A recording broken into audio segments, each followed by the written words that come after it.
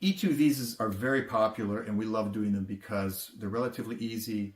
Our clients are happy. We get the approvals, and it just works out well for everybody. But one question that a lot of people ask is, what can I invest in? What kind of business will work for an E-2? We've had some other specialized videos in our channel, so you should check them out, where we talk about some particular offerings for E-2. But in general, I can give you an overview here about what E-2 investments are very popular. I would say one of the most popular is a trucking business.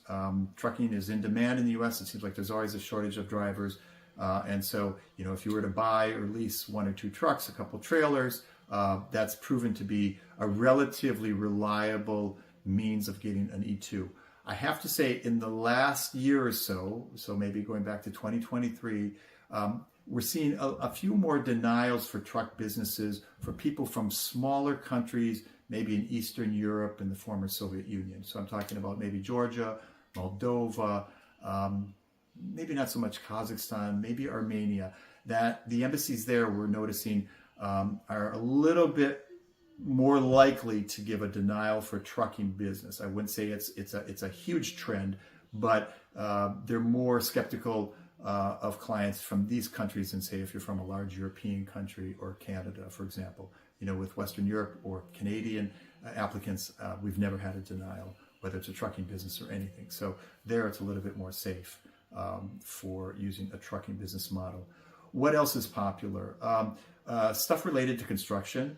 So housing, house flipping, buying a house, refurbishing it, reselling it. That's really common. It seems like people are making pretty good money doing that, and we can usually set up the business in a way that it meets the E-2 requirements. So again, if you're doing a flipping business, or maybe you just have a remodeling business, you just might be doing repairs on houses, that's also a very good model and a popular one as well.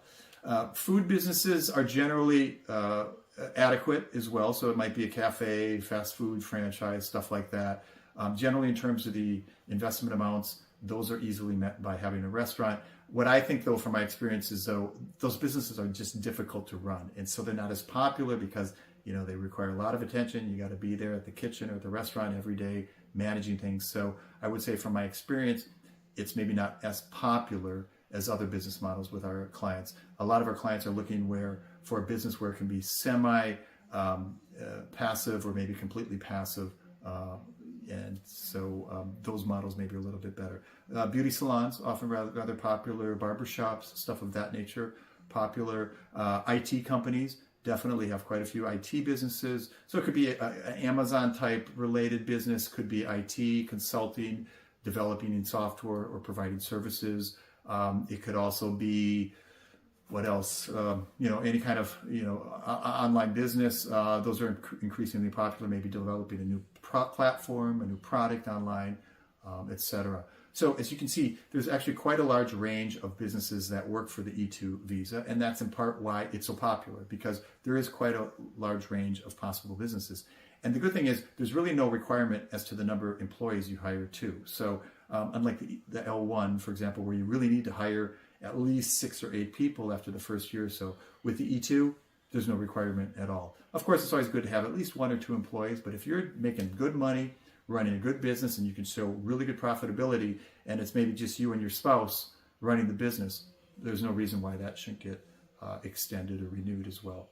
Hopefully this was helpful to give you a couple ideas. And actually, in conclusion, I wanted to give you one offering too that's popular, is property management franchise. We work with a franchisor in Florida who has property management business.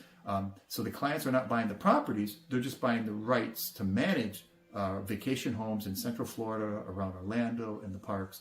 And that requires an investment of about $250,000.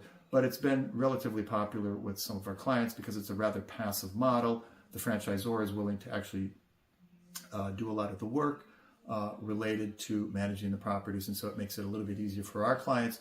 Gives you a pretty good guaranteed income level, 10 to 12%, even a little bit more, with minimal effort. So that's also one that's been popular with our clients. If you have any questions about what business would work for your E-2, please feel free to reach out to us. Again, my name's Charles Rather, Managing Partner at Ham Law Group. Look forward to speaking to you in the near future.